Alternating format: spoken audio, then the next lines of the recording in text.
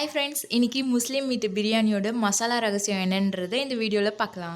வீடியோக்குள்ளே போகிறதுக்கு முன்னாடி நீங்கள் இந்த சேனலை சப்ஸ்கிரைப் பண்ணலன்னா வீடியோ கீழே இருக்க ரெட் கலர் சப்ஸ்கிரைப் பட்டனை ப்ரெஸ் பண்ணி சப்ஸ்கிரைப் பண்ணுங்கள். பக்கத்தில் இருக்க பெல் ஐக்கானை கிளிக் பண்ணுங்கள்.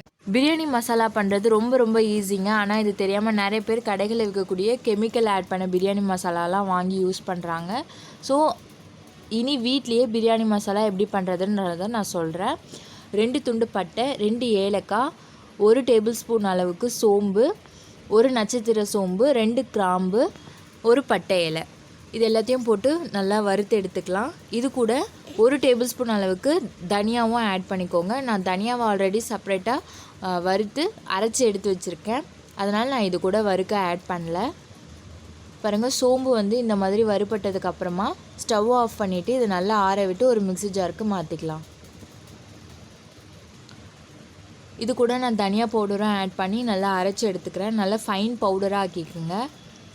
இந்த மசாலா வந்து பார்த்திங்கன்னா ஒரு 1/2 கிலோ நீங்கள் பிரியாணி செய்கிறீங்க அப்படின்னா 1.5 டேபிள் ஸ்பூன் அளவுக்கு யூஸ் பண்ணிங்கன்னா வீடே கமன்னு இருக்கும். அவ்வளோ சூப்பராக இருக்கும் இந்த மசாலா. உங்களுக்கு இந்த ரெசிபி பிடிச்சிருந்தா லைக் பண்ணுங்கள், கமெண்ட் பண்ணுங்கள், மறக்காமல் சப்ஸ்கிரைப் பண்ணுங்கள். தேங்க்யூ ஃபார் வாட்சிங் தமிழ் இன்ஃபோ.